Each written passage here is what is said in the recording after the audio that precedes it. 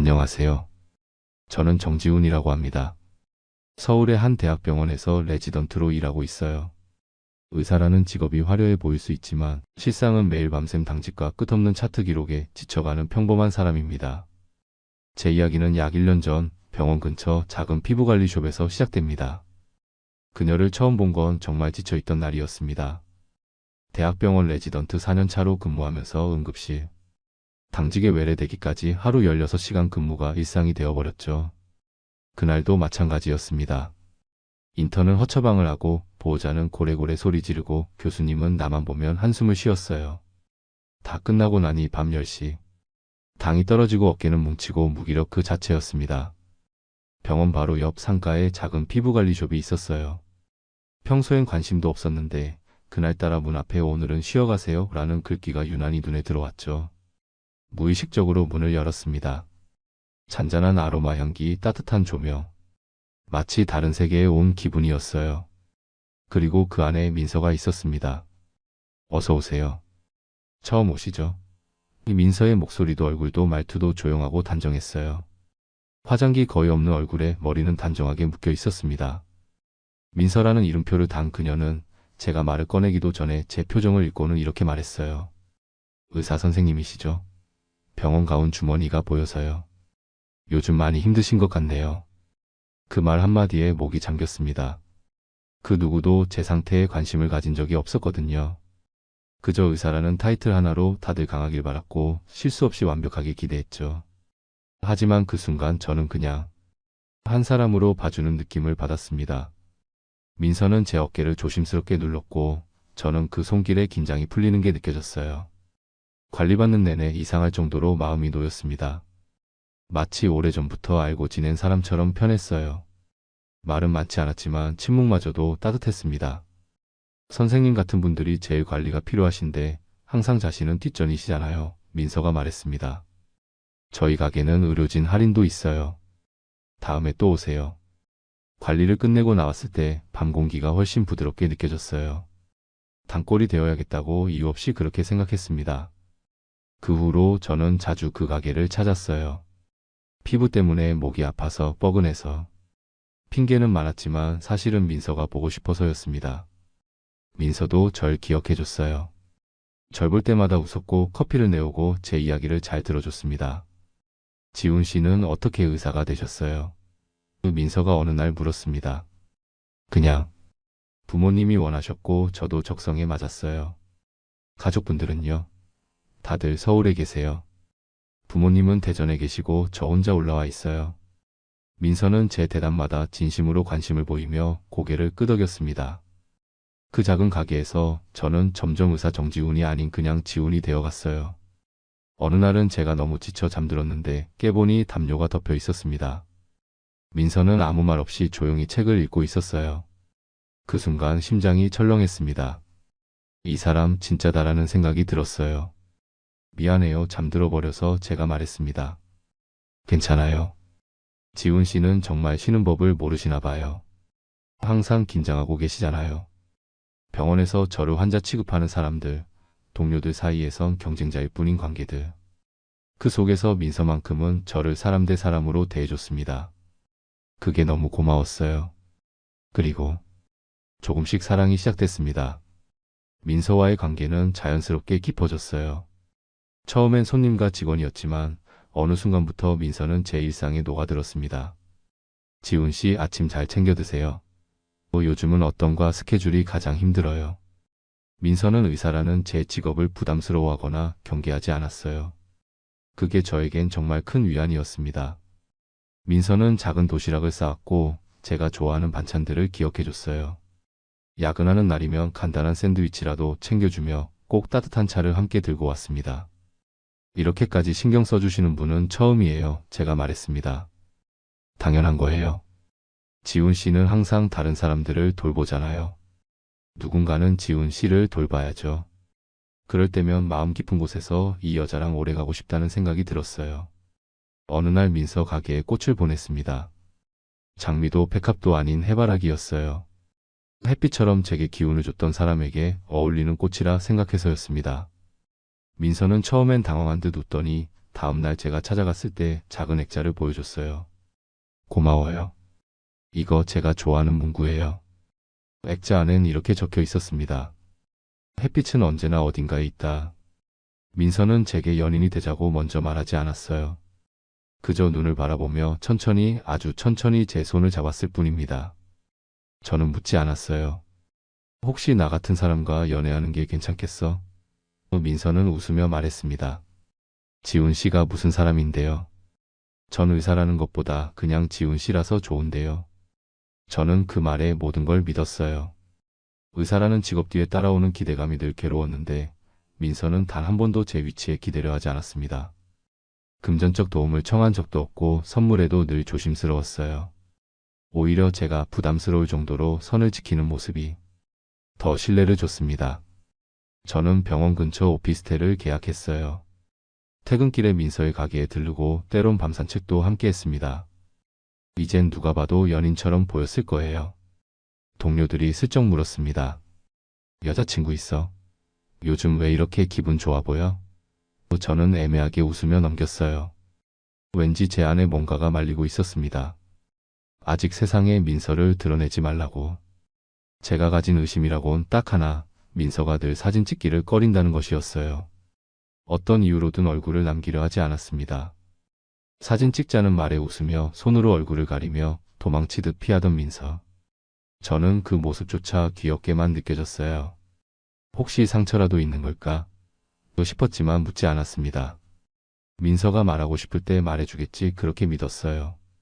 민서와 함께 있을 때면 제가 더 나은 사람이 된 느낌이 들었습니다. 민서를 위해 일찍 일어나고 바쁘더라도 시간을 내고 툴툴대던 성격도 꽂히게 됐어요. 사람들이 말했습니다. 요즘 너 되게 부드러워졌다. 그게 다 민서 덕분이었어요.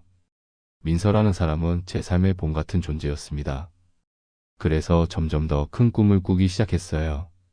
이 여자를 제 인생에 남기고 싶다는 꿈. 단순한 연애가 아니라 함께 미래를 나누는 관계. 사랑이라는 게 이렇게 잔잔하게 들어올 수 있는 거라면 그게 진짜라는 생각이 들었습니다. 하지만 그 모든 믿음이 착각일 수도 있다는 걸 그땐 몰랐어요. 정말 몰랐습니다. 어느 순간부터 민서는 자꾸 뒤를 돌아봤어요. 우리 관계는 여전히 평온한 것처럼 보였지만 어느 날부터인가 민서의 얼굴에 작은 그늘이 드리우기 시작했습니다. 어디서 많이 본 듯한 표정. 위험을 눈치챈 사람만이 짓는 묘한 경계심. 그날은 평소처럼 같이 마트에 갔다가 제가 채소 코너를 보고 돌아왔을 때 민서가 사라져 있었어요. 주차장으로 나와보니 민서가 어딘가를 힐끔거리며 전화를 받고 있었습니다. 목소리는 낮았고 표정은 딱딱하게 굳어 있었어요. 괜찮아? 제가 물었습니다. 아, 응. 그냥 가게 재료 납품하는 업체가 갑자기 바뀌어서 헷갈렸어. 웃으며 넘겼지만 민서의 손끝이 떨리고 있었어요. 그날 이후로 민서는 밖에서 자주 고개를 숙이기 시작했습니다. 모자를 쓰고 마스크를 착용하고 심지어 장갑까지 꼈어요. 요즘 왜 이렇게 조심해? 제가 물었습니다. 피부관리사잖아. 손이 자산이니까. 그럴싸한 핑계였지만 그때부터 제 안에 의심이 스멀스멀 자라났어요. 어느 날 저녁 우리는 강남의 한 레스토랑에서 식사를 하고 있었습니다. 민서는 평소보다 화려하게 차려입었고 제가 좋아하는 와인을 주문했어요. 분위기가 좋았습니다. 그런데 갑자기 옆 테이블에서 누군가가 민서를 향해 손을 흔들었어요. 하연 씨, 맞죠? 와, 오랜만이네요. 민서의 얼굴이 순간 하얗게 변했습니다. 그녀는 빠르게 고개를 돌려 그 사람을 보더니 미소를 지으며 대답했어요. 아, 안녕하세요. 네, 오랜만이네요. 그 남자는 우리 테이블로 다가왔습니다. 비즈니스 정장 차림에 고급스러운 시계를 차고 있었어요. 여기서 뵐 줄이야. 아직도 그 일하세요? 아, 실례했네. 소개해 주실래요? 민서는 잠시 망설이더니 말했습니다. 아, 네. 이쪽은 제 예비 남편 정지훈이에요. 의사예요. 지훈 씨 이분은 예전에 알던 분이야. 남자는 제게 명함을 건넸습니다. 강남 VIP 클럽 지배인 박성민이라고 적혀 있었어요. 그는 민서를 향해 의미심장한 미소를 지었습니다. 하연 씨가 결혼할 거라니 축하해요. 의사 사모님이라. 정말 대단하네요. 우리 클럽에서는 항상 문 열어놓고 기다리고 있으니까 언제든 놀러 오세요. 그리고 그는 제게 윙크를 하고는 자리를 떠났습니다. 테이블에는 무거운 침묵이 내려앉았어요. 하연이라고 불렀어. 너 이름이 민서 아니었어? 제가 조용히 물었습니다. 민서는 와인잔을 만지작거리며 대답했어요. 그냥 예전에 잠깐 다른 이름으로 일할 때가 있었어. 중요한 건 아니야. VIP 클럽. 어떤 일을 했던 거야? 그냥 접객일이었어. 대학생 때 잠깐. 이제 와서 무슨 의미가 있겠어? 민서는 화제를 돌리려 했지만 그날 밤 내내 저는 그 만남이 머릿속에서 떠나지 않았습니다. 하연이라는 이름, VIP 클럽, 그리고 민서가 보여준 당황한 반응. 무언가 큰 비밀이 있다는 느낌이 들었어요. 그리고 결정적이었던 사건. 민서가 샤워 중일 때 테이블에 놓인 휴대폰이 울렸습니다. 저는 무심코 화면을 받고 발신자 이름은 박 팀장. 익숙하지 않은 이름인데도 어쩐지 꺼림칙한 기분이 들었어요. 곧바로 다시 울렸습니다. 이번엔 박 팀장 VIP라는 이름으로. 심장이 쿵 내려앉았어요. 일반적인 연락이 아니라는 걸 직감적으로 알 수 있었습니다. 민서는 전화를 받지 않았어요. 샤워를 마친 뒤 화면을 보고는 얼굴이 굳었습니다. 지훈아, 이거 그냥 예전 가게 관련된 사람이야. 광고 같은 거. 저는 고개를 끄덕였지만 민서 눈빛에서 뭔가가 빠르게 움직였어요. 숨기는 사람이었습니다. 그날 밤 저는 민서가 잠든 뒤 몰래 휴대폰을 뒤졌어요. 보관된 메시지는 없었지만 통화 기록엔 박 팀장과의 수신 내역이 최근까지 꽤 많았습니다. 꼬리 자르기라는 문구가 떠올랐어요. 민서는 뭔가를 잘라내고 있었습니다. 과거일까? 관계일까? 아니면 저였을까? 다음날 민서는 아무 일 없다는 듯 도시락을 싸서 제게 줬어요.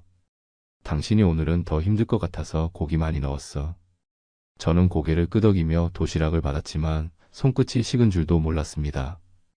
문득문득 제가 알고 있는 민서가 얼마나 진짜인지 헷갈렸어요. 사랑했던 민서가 지금 제 앞에 있는 사람이 맞는 건지 아니면 제가 그저 어떤 이야기 속 서포트 역할이었던 건지. 의심이 시작되면 그 다음은 순식간이었습니다. 민서가 가끔 사용하는 향수조차 낯설게 느껴졌어요. 이 향. 강남에서 익숙하게 맡았던 건데 대학교 시절 선배들이 데려갔던 그런 곳에서 저는 이 향기를 맡은 적이 있었습니다. 어쩌면 아니 설마 그렇게 생각하면서도 마음속 어딘가에선 이미 저는 결론을 내려버리고 있었는지도 모릅니다. 의심은 점점 커져갔습니다. 민서의 이중적인 모습, 숨겨진 과거, 그리고 하연이라는 이름. 모든 것이 제 머릿속에서 맴돌았어요. 하지만 저는 아직도 민서를 사랑했습니다. 아니, 제가 알고 있던 민서를 사랑했던 거죠. 어느 날 밤 병원 당직을 마치고 집에 돌아왔을 때였어요. 민서는 거실에 앉아 노트북을 보고 있었습니다. 제가 들어오자 화들짝 놀라 화면을 닫았어요. 왜 이렇게 일찍 왔어? 오늘 12시까지 당직이라며. 응급 환자가 없어서 일찍 끝났어. 뭐 보고 있었어? 민서는 미소를 지으며 노트북을 덮었습니다. 아무것도 아니야.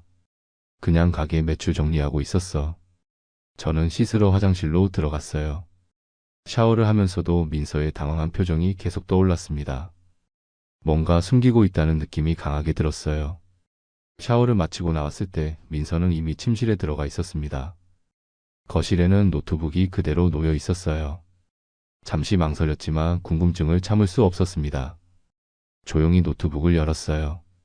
비밀번호가 걸려 있었습니다. 민서의 생일을 입력해봤지만 틀렸어요. 우리가 처음 만난 날짜도 아니었습니다. 몇 번 더 시도하다가 포기하려는 순간 문득 하연이라는 이름이 떠올랐어요. 그 남자가 부른 이름. 고하연이라는 이름과 민서가 말했던 생일을 조합해 입력했습니다. 화면이 열렸어요. 노트북에는 여러 폴더가 있었는데 그중 PROJCT 정지훈이라는 폴더가 눈에 띄었습니다.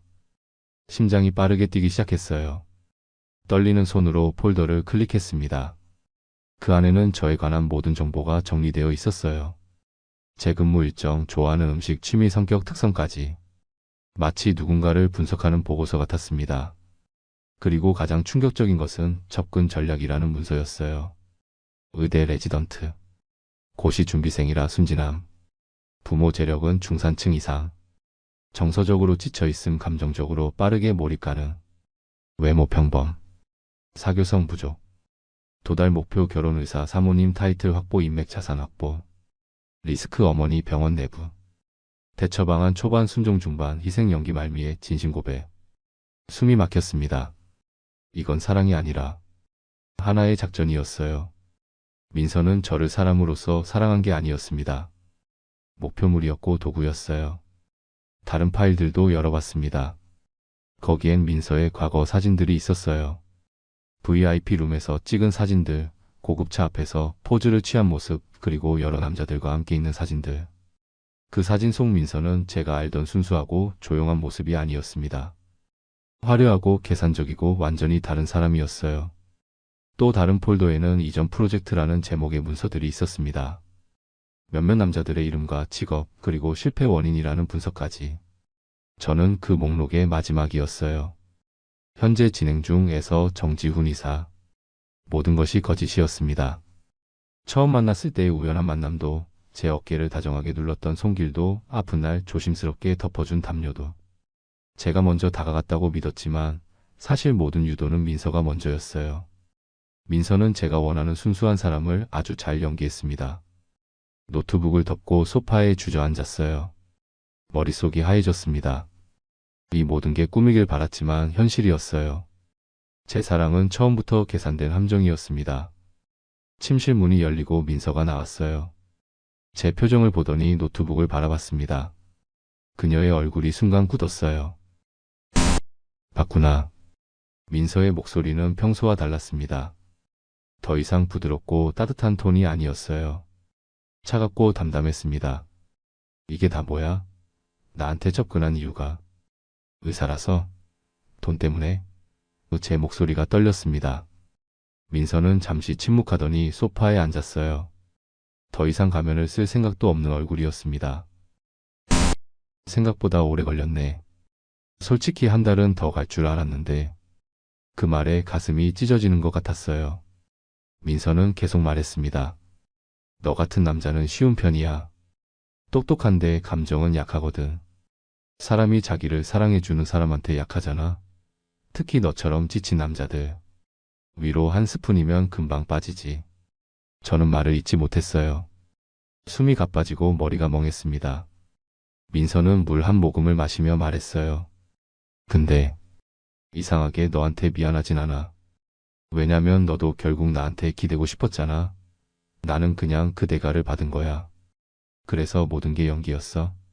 처음부터 계획한 거였어? 제가 물었습니다. 다 그런 건 아니야. 너 나름대로 괜찮은 남자야. 근데 내가 필요한 건 괜찮은 남자가 아니라 안정적인 미래였어. 이해해줄래? 민서의 말투는 한치의 망설임도 없었어요. 저를 사랑하지 않았고 심지어 제게 죄책감조차 없었습니다. 민서는 자신이 생존을 위해 전략적으로 행동했을 뿐이라고 믿고 있었어요. 넌 사람이 아니야. 제 입에서 나온 말이 저도 놀랐습니다. 민서는 웃었어요. 그래. 근데 그런 내가 내 옆에 있었고 넌 그런 날 사랑했어. 웃기지 않아? 그날 밤 저는 소파에서 잤습니다. 아니, 잠을 이루지 못했어요. 머릿속에선 민서와의 모든 순간들이 새롭게 해석되고 있었습니다. 그 모든 다정함과 배려가 계산된 연기였다는 사실이 너무 고통스러웠어요. 아침이 되자 민서는 마치 아무 일도 없었다는 듯 커피를 내렸습니다. 더 이상 가면을 쓰지 않은 채로요. 이제 어떻게 할 거야? 민서가 물었습니다. 저는 그저 멍하니 창밖을 바라봤어요. 어떻게 해야 할지 정말 모르겠습니다. 그날 이후 우리 사이엔 어떤 말도 오가지 않았어요. 하지만 그 침묵 속에서 저는 민서의 진짜 얼굴을 다시 보기 시작했습니다. 민서? 아니, 고아연. 민서는 저와 있을 때는 의사 사모님이라는 가면을 썼고 밖에선 새로운 인맥과 커리어를 쌓아가기 시작했어요. 일주일이 지났을까요? 민서는 갑자기 제게 말을 걸었습니다. 지훈아, 우리 이렇게 계속 침묵하면서 살 순 없잖아. 이제 어떻게 할 거야? 저는 창밖을 바라보며 대답했어요. 네가 원하는 게 뭐야? 솔직히 말할게. 난 여전히 너랑 결혼하고 싶어. 그 말에 저는 민서를 쳐다봤습니다. 그녀의 눈에는 더 이상 예전의 따스함이 없었어요. 그저 차갑게 계산하는 눈빛만 있었습니다. 왜? 아직도 내가 필요해? 물론이지. 너는 의사고 앞으로 전문의가 될 거야. 안정적인 수입, 사회적 지위. 내가 원하는 모든 것이 있어. 민서의 솔직함에 오히려 말문이 막혔어요. 그녀는 계속 말했습니다. 지훈아, 세상에 순수한 사랑만으로 사는 사람이 어디 있어? 다들 뭔가를 계산하고 타협하면서 살아가는 거야. 나는 그냥 그걸 좀 더 솔직하게 인정할 뿐이지. 그래서 내가 뭘 어쩌길 바라는 건데? 그냥 현실을 받아들이고 함께 살자는 거야. 나도 너한테 필요한 걸 줄 수 있어. 완벽한 의사부인 역할, 사회생활에서의 지원, 네가 원하는 모든 것. 민서의 제안은 너무나 비정상적이었지만 이상하게도 현실적으로 들렸어요. 그녀는 자신의 계산을 숨기지 않았고 그것이 오히려 솔직하게 느껴졌습니다. 사랑 없이 그렇게 살 수 있을 것 같아. 제가 물었어요. 사랑. 그건 시간이 지나면 다 변하는 거야. 중요한 건 서로에게 필요한 사람이 되는 거지. 민서의 말에 반박할 수 없었습니다. 어쩌면 그녀 말이 맞을지도 모른다는 생각이 들었어요.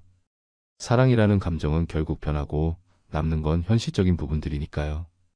그날 밤 저는 오랜만에 술을 마셨습니다. 혼자서요. 병원 근처 작은 술집에서 소주를 마시며 생각했어요. 민서와 계속 함께 할 수 있을까? 그녀가 말한 거래를 받아들일 수 있을까? 술에 취해 집에 돌아왔을 때 민서는 거실에 앉아 있었습니다. 그녀는 제 상태를 보더니 말없이 물을 가져다 줬어요. 결정했어? 민서가 물었습니다. 아직 모르겠어. 시간 줄게. 하지만 너무 오래 고민하지 마. 우리 둘 다 시간 낭비하는 거니까. 다음날 민서는 SNS를 만들었어요. 결혼 준비 중인 예비의사 사모님이라는 소개와 함께요. 팔로워는 하루가 다르게 늘었고 사진 속 민서는 제가 아는 모습보다 훨씬 화려했습니다. 지훈아, 어차피 나도 너 때문에 여기까지 온 거잖아. 이제부터는 각자 필요한 걸 하면서 살면 되지 않겠어? 민서는 대놓고 말했습니다. 어차피 결혼할 거잖아. 너 의사고 난 사모님. 딱 좋아. 저는 식탁에 앉아있던 숟가락을 내려놨어요. 지금 나더러 내 이름 걸고 거짓 결혼 생활을 유지하라는 거야? 그게 싫으면 헤어져. 근데 너도 손에 클걸? 민서는 너무 태연하게 말했습니다. 민서는 이미 계산 끝이었어요. 결혼 전 저에 대해 조사했던 것처럼 헤어졌을 때 제가 받을 병원 내 타격, 부모님의 충격, 소문까지 다 계산된 표정이었습니다. 그리고 민서는 제 약점을 정확히 알고 있었어요. 저는 항상 다른 사람들의 시선을 의식했고 부모님의 기대에 부응하고 싶어 했습니다. 민서와 헤어진다는 건 그 모든 기대를 저버리는 일이었어요. 어느 날 민서는 제게 반지를 내밀었습니다. 이거 내가 골랐어. 우리 약혼 발표하자. 아직 결정한 것도 아닌데. 지훈아, 이미 결정된 거나 다름없잖아. 너도 알고 있잖아. 결국엔 내 제안을 받아들일 거라는 걸. 민서의 자신감에 저는 말문이 막혔어요. 그녀는 저를 너무 잘 알고 있었습니다. 제가 어떤 선택을 할지도 이미 예측하고 있었어요. 그날 밤 저는 어머니께 전화를 걸었습니다. 민서와의 관계에 대해 솔직하게 말씀드리고 싶었어요. 하지만 어머니의 첫마디에 제 결심은 흔들렸습니다. 지훈아, 민서 양이 요즘 결혼 준비한다고 사진 많이 올리더구나. 너희 둘 정말 잘 어울려. 엄마 친구들도 다 부러워해. 저는 말을 삼켰어요. 어머니의 기쁨에 찬 목소리를 듣고 있자니 진실을 말할 용기가 나지 않았습니다. 네. 곧 정식으로 약혼할 거예요. 전화를 끊고 창밖을 바라봤어요. 제 인생이 이렇게 다른 사람의 계획대로 흘러가고 있다는 게 믿기지 않았습니다. 하지만 더 이상 저항할 힘이 없었어요. 다음날 민서는 약혼 파티 장소를 예약했다고 말했습니다. 모든 게 너무 빠르게 진행되고 있었어요. 지훈아, 이제 곧 우리 약혼식이야. 좀 더 밝은 표정 지어봐. 사람들이 의심할라. 민서의 말에 저는 억지로 미소를 지었습니다. 이게 제 미래가 될 거라고 생각하니 가슴이 무너져 내렸어요. 약혼식 전날 민서의 휴대폰에 또다시 박 팀장에게서 전화가 왔습니다. 이번에는 제 앞에서 받았어요. 네, 팀장님. 네, 다 준비됐어요. 내일 약혼식이에요. 네, 의사 맞아요. 전화를 끊은 민서는 제게 미소를 지었습니다. 내 옛날 상사야. 축하한대. 너 정말 내가 의사라서 접근한 거야? 처음엔 그랬지. 근데 지금은 너도 나쁘지 않아. 적응하면 괜찮을 거야. 민서의 말에 가슴이 아팠습니다. 적응이라니. 사랑이 아닌 적응의 대상이 된 제 자신이 비참했어요. 그날 밤 저는 약혼식장 예약을 취소했습니다. 민서에게 말하지 않고요. 작은 반항이었지만 그것조차 제대로 하지 못할 것 같았어요. 약혼식 당일 민서는 아침부터 분주하게 움직였습니다. 화려한 원피스를 입고 평소보다 진한 화장을 했어요. 저는 침대에 앉아 그런 민서를 바라보고만 있었습니다. 왜 그렇게 앉아만 있어? 빨리 준비해야지. 1시간 후면 사람들 오기 시작할 거야. 민서야. 아니 하연아. 민서는 화장을 하던 손을 멈추고 저를 바라봤어요. 내가 어제 예약 취소했어. 순간 민서의 얼굴이 굳었습니다. 뭐라고? 더 이상 못하겠어. 이런 거짓된 관계. 난 정말 널 사랑했는데 넌 그저 나를 이용했을 뿐이잖아. 민서는 화장대 의자에서 천천히 일어났어요. 그녀의 눈빛이 달라졌습니다. 더 이상 연기할 필요가 없다는 듯한 차가운 눈빛이었어요. 지훈아, 넌 정말 바보야. 이렇게 좋은 조건을 거절하다니. 내가 얼마나 많은 남자들 중에서 널 선택했는지 알아? 선택? 그게 사랑이 아니잖아. 넌 그저 내 직업과 미래를 선택한 거지. 민서는 비웃듯 웃었어요. 세상에 순수한 사랑만으로 사는 사람이 어디 있어. 다들 조건을 보고 선택하는 거야. 난 그냥 솔직했을 뿐이지. 그래, 넌 솔직했어. 하지만 난 그런 관계를 원하지 않아. 민서의 표정이 점점 일그러졌습니다. 그녀는 화장대 위에 있던 물건들을 바닥에 쓸어버렸어요. 화장품 병들이 깨지며 요란한 소리를 냈습니다. 이렇게 날 버리겠다고? 내가 얼마나 많은 시간과 노력을 너한테 쏟았는데. 노력? 그건 연기였잖아. 진심이 아니었어. 민서는 갑자기 휴대폰을 집어들었어요. 좋아, 그럼 난 이제 내 방식대로 할 거야. 내 병원 사람들에게 전화해서 다 말해버릴까? 네가 어떤 여자랑 살고 있었는지. 순간 제 심장이 멎는 것 같았습니다. 민서는 제 약점을 정확히 알고 있었어요. 병원에서의 평판, 동료들의 시선, 그리고 부모님의 실망. 모든 것이 한순간에 무너질 수 있었습니다. 그렇게 협박하면 내가 마음을 바꿀 것 같아. 협박이 아니라 현실이야. 넌 내 계획을 망쳤어. 그럼 나도 내 인생을 망가뜨릴 수 있어. 민서의 눈에서 눈물이 흘렀지만 그것조차 계산된 연기처럼 느껴졌어요. 저는 더 이상 속지 않기로 했습니다. 원하는 대로 해. 하지만 난 더 이상 내 게임에 놀아나지 않을 거야. 민서는 잠시 저를 노려보더니 갑자기 웃기 시작했어요. 처음 듣는 웃음이었습니다. 냉소적이고 비웃는 듯한 웃음. 알았어. 네가 이길 줄 알았어. 난 항상 계획이 있어. 민서는 가방을 집어들고 현관으로 향했습니다. 문을 열기 전 뒤돌아보며 말했어요. 곧 후회하게 될 거야, 지훈아. 내가 얼마나 완벽한 파트너였는지 깨닫게 될 날이 올 거야. 문이 닫히고 집안에 정적이 흘렀습니다. 마치 오랜 악몽에서 깨어난 것 같은 기분이었어요. 하지만 동시에 무언가 큰 것을 잃은 듯한 공허함도 느껴졌습니다. 그날 오후 저는 병원에 출근했어요. 평소와 다름없이 환자들을 보고 차트를 작성했습니다. 하지만 마음은 계속 불안했어요. 민서가 정말 무슨 짓을 할지 모른다는 두려움이 있었습니다. 퇴근 무렵 동료 한 명이 다가왔어요. 지훈아, 오늘 약혼식 아니었어? 왜 병원에 있어? 아, 취소됐어. 뭐? 왜? 어제까지만 해도 내 여자친구가 SNS에 사진 올리면서 들떠 있던데. 저는 어깨를 으쓱했어요. 그냥 안 맞는 것 같아서. 동료는 의아한 표정을 지었지만 더 묻지 않았습니다. 그날 밤 집으로 돌아가는 길이 무척 길게 느껴졌어요. 민서가 아직 집에 있을까? 아니면 정말 떠났을까? 현관문을 열자 어두운 집안이 저를 맞이했습니다. 민서의 물건들은 대부분 사라져 있었어요. 마치 그녀가 이곳에 살았던 적이 없는 것처럼. 하지만 화장대 위에는 작은 쪽지가 놓여 있었습니다. 지훈아, 넌 정말 좋은 사람이야. 하지만 난 좋은 사람이 필요한 게 아니었어. 언젠가 다시 만나게 될지도 몰라. 그때는 네가 나를 더 이해할 수 있길 바랄게. 애서하연. 쪽지를 구겼습니다. 이것조차 민서의 연기 중 하나처럼 느껴졌어요. 좋은 사람이라는 말로 제 마음을 다시 흔들려는 시도 같았습니다. 그날 밤 저는 오랜만에 편안하게 잠들었어요. 하지만 다음날 아침 휴대폰이 쉴 새 없이 울리기 시작했습니다. 병원 동료들, 친구들, 심지어 어머니까지 모두 같은 질문을 했어요. 이게 다 무슨 일이야? 떨리는 손으로 SNS를 열었습니다.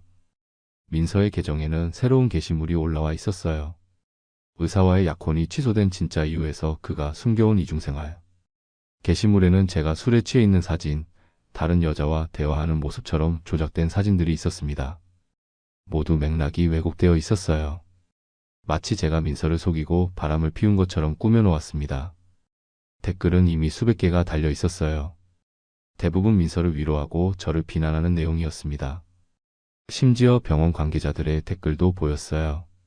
이런 의사가 우리 병원에 있다니 충격이다. 환자를 대하는 태도도 의심스럽네요. 가정도 책임지지 못하는 사람이 어떻게 환자를 책임지나요? 순간 머리가 하얘졌습니다. 민서는 제 약점을 정확히 알고 있었어요.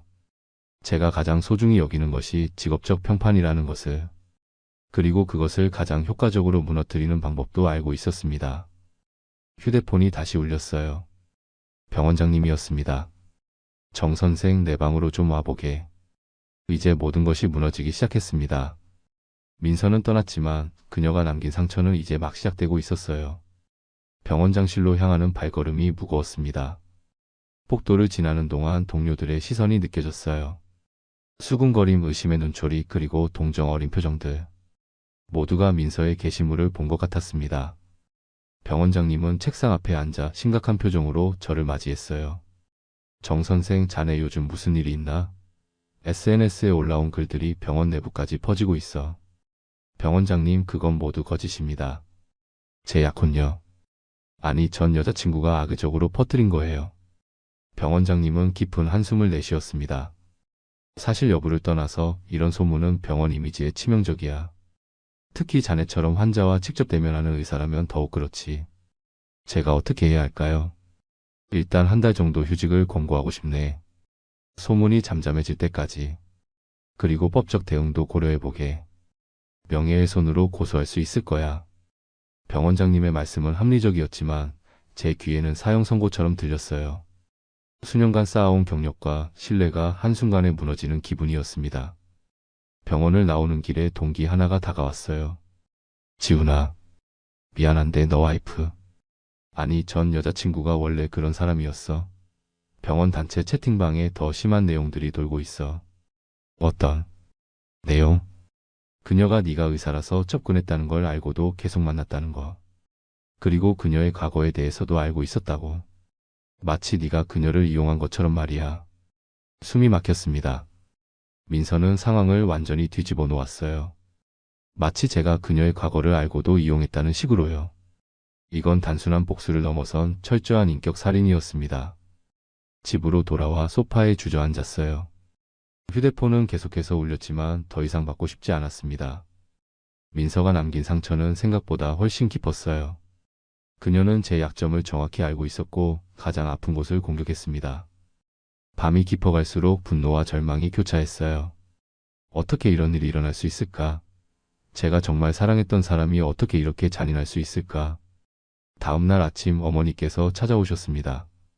걱정스러운 표정으로 현관에 서 계셨어요. 지훈아, 무슨 일이 있었던 거니? 내 약혼녀가 올린 글들. 다 사실이니? 아니에요, 어머니.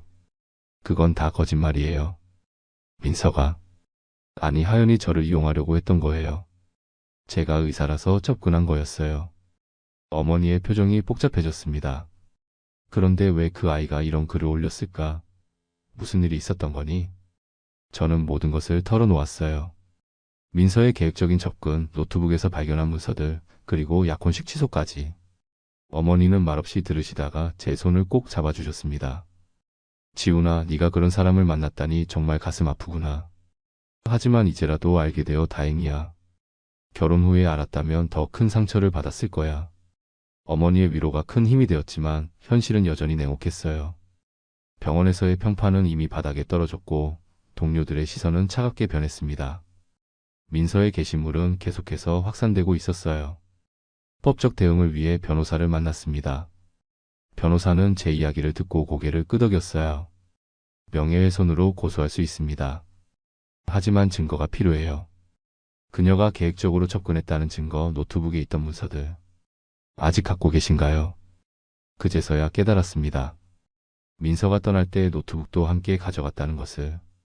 제가 가진 유일한 증거였는데 이제는 아무것도 남아있지 않았어요. 증거가 없으면 어렵습니다. 오히려 역으로 그녀가 당신을 명예훼손으로 고소할 가능성도 있어요. 변호사의 말에 절망감이 밀려왔습니다. 민서는 모든 것을 완벽하게 계산하고 있었어요. 증거는 모두 없애고 자신이 피해자인 것처럼 상황을 뒤집어 놓았습니다. 집으로 돌아오는 길에 우연히 민서의 피부관리숍 앞을 지나게 됐어요. 문은 닫혀 있었고 임대 팻말이 붙어 있었습니다. 마치 민서가 이곳에 있었던 흔적조차 지우려는 듯 했어요. 문득 궁금해져서 주변 상점에 들어가 물어봤습니다. 저기 피부관리숍 주인 아세요? 언제 떠났나요? 아, 그 가게요. 사실 거기 원래 주인이 아니었어요. 한 달 전에 단기로 임대해서 운영했다고 하더라고요. 처음부터 오래 있을 생각이 없었나 봐요. 충격이 밀려왔습니다. 민서는 처음부터 계획하고 있었던 거예요. 가게조차 저를 만나기 위한 일시적인 무대였던 겁니다. 집에 돌아와 소파에 주저앉았어요. 모든 것이 거짓이었습니다. 처음 만난 날의 우연한 만남도, 피부관리사라는 직업도, 심지어 민서라는 이름조차. 그날 밤 민서의 SNS를 다시 확인했어요. 새로운 게시물이 올라와 있었습니다. 새로운 시작에서 파리에서의 첫날. 화려한 호텔 배경에 사진과 함께 해시태그가 달려 있었어요. 해시태그 새 출발, 해시태그가 거는 있고, 해시태그 의사 남자 조심. 민서는 이미 해외로 떠났고 새로운 삶을 시작하고 있었습니다. 마치 아무 일도 없었다는 듯이. 반면 저는 그녀가 남긴 상처와 함께 여기 남겨져 있었어요. 휴대폰이 울렸습니다. 병원 인사과였어요. 정 선생님, 휴직 관련 서류를 메일로 보내드렸습니다. 확인 부탁드립니다. 네, 알겠습니다. 전화를 끊고 창밖을 바라봤어요. 비가 내리기 시작했습니다. 마치 하늘도 제 마음을 아는 것처럼. 민서는 제 인생에 태풍처럼 들어와 모든 것을 흔들어 놓고 떠났습니다. 그리고 저는 그 잔해 속에서 어떻게 다시 일어서야 할지 막막했어요. 휴직 첫날 저는 하루 종일 집에만 있었습니다. 창밖을 바라보며 지난 몇 개월을 되돌아봤어요. 민서와의 만남, 사랑에 빠진 순간들, 그리고 모든 것이 거짓이었다는 충격적인 진실까지. 마치 누군가의 인생을 영화처럼 보는 기분이었습니다. 휴대폰은 꺼두었어요. 더 이상 동료들의 연락이나 SNS 알림을 받고 싶지 않았습니다. 그저 혼자만의 시간이 필요했어요. 하지만 고립은 생각보다 더 큰 상처를 남겼습니다. 머릿속에서는 계속해서 민서의 말들이 맴돌았어요. 너 같은 남자는 쉬운 편이야. 똑똑한데 감정은 약하거든. 사람이 자기를 사랑해주는 사람한테 약하잖아. 위로 한 스푼이면 금방 빠지지. 그 말들이 사실인지 자문했습니다. 정말 제가 그렇게 쉽게 속을 만큼 약한 사람이었을까요? 아니면 민서가 그저 너무 교묘했던 걸까요? 일주일이 지났을 무렵 어머니께서 다시 찾아오셨어요. 냉장고를 음식으로 채워주시고 집안 청소도 도와주셨습니다. 지훈아, 이렇게 계속 집에만 있으면 안 돼. 밖에 나가서 바람도 쐬고 사람들도 만나봐. 어머니, 지금 제가 누굴 만날 수 있겠어요? 병원 사람들은 저를 이상한 눈으로 볼 테고 친구들도 민서의 글을 봤을 거예요. 어머니는 제 손을 꼭 잡으셨어요. 그럼 새로운 사람들을 만나. 네가 누구인지 모르는 사람들. 처음부터 다시 시작하는 거야. 어머니의 말씀이 맞았습니다. 하지만 새로운 시작이라는 게 그렇게 쉬운 일일까요? 민서가 남긴 상처는 아직도 생생했고 다른 사람을 믿는다는 것 자체가 두려웠어요. 그날 저녁 용기를 내어 오랜 친구에게 연락했습니다. 대학 시절부터 알고 지낸 친구였어요.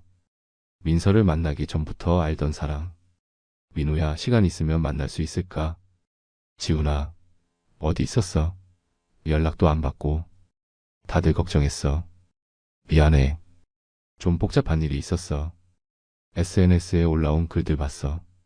근데 난 네가 그런 사람이 아니란 걸 알아. 무슨 일인지 들어줄게. 민호의 말에 눈물이 났습니다. 아직 저를 믿어주는 사람이 있다는 사실이 너무 위로가 됐어요. 다음날 카페에서 민우를 만났습니다. 모든 이야기를 털어놓았어요. 민서와의 만남부터 노트북에서 발견한 문서들, 그리고 그녀의 복수까지. 민우는 말없이 들어주다가 깊은 한숨을 내쉬었습니다. 지훈아, 그 여자 정말 대단하다. 이렇게 계획적으로 접근하다니. 근데 넌 왜 처음부터 의심하지 않았어? 의심할 이유가 없었어. 그녀는 완벽했어. 내가 원하는 모든 것을 보여줬으니까. 그게 바로 함정이었던 거지. 너무 완벽한 사람은 없어.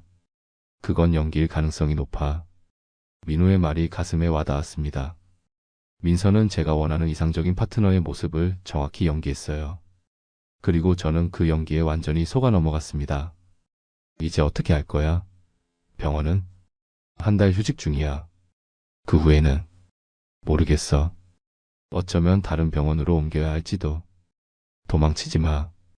네가 잘못한 게 아니잖아. 시간이 지나면 사람들도 진실을 알게 될 거야. 민우의 응원에 조금은 마음이 가벼워졌습니다.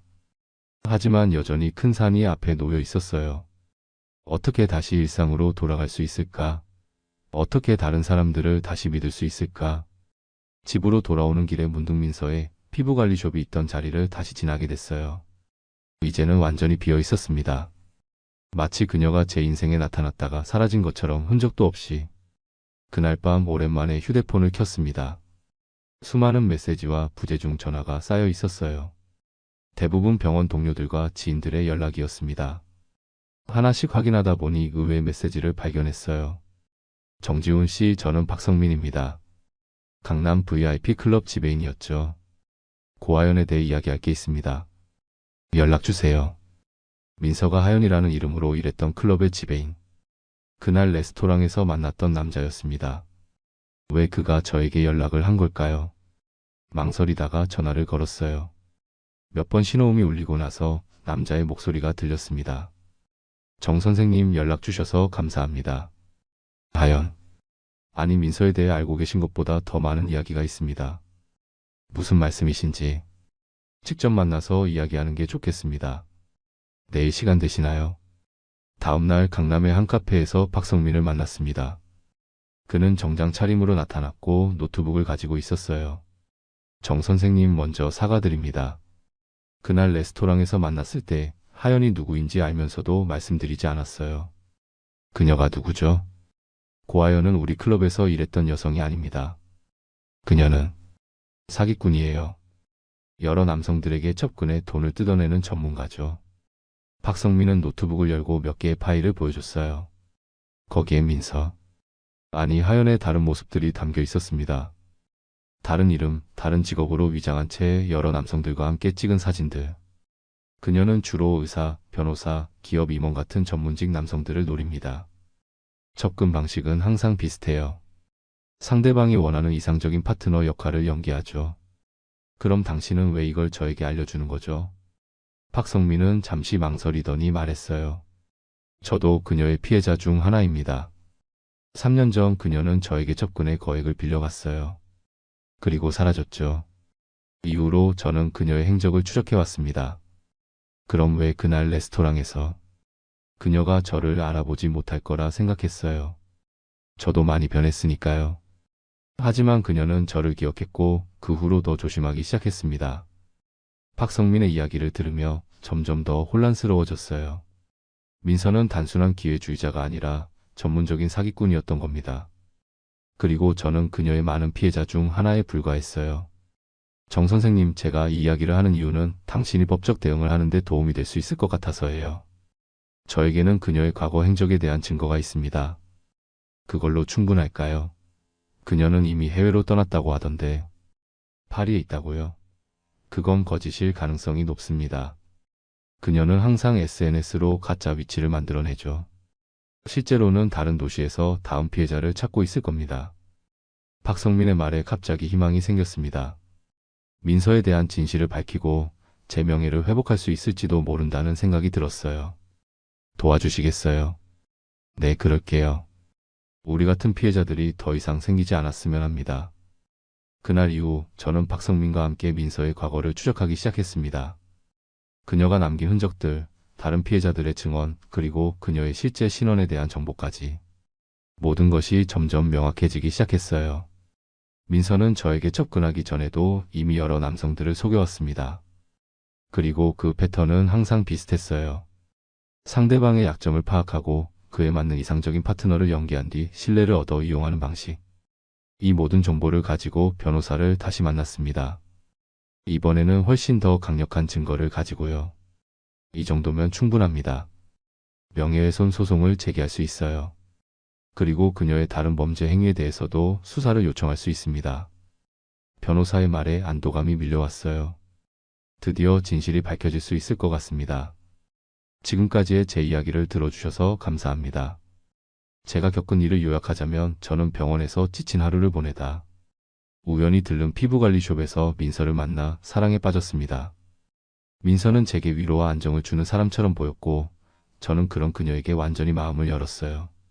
하지만 결혼 준비 중에 민서의 정체가 드러났습니다.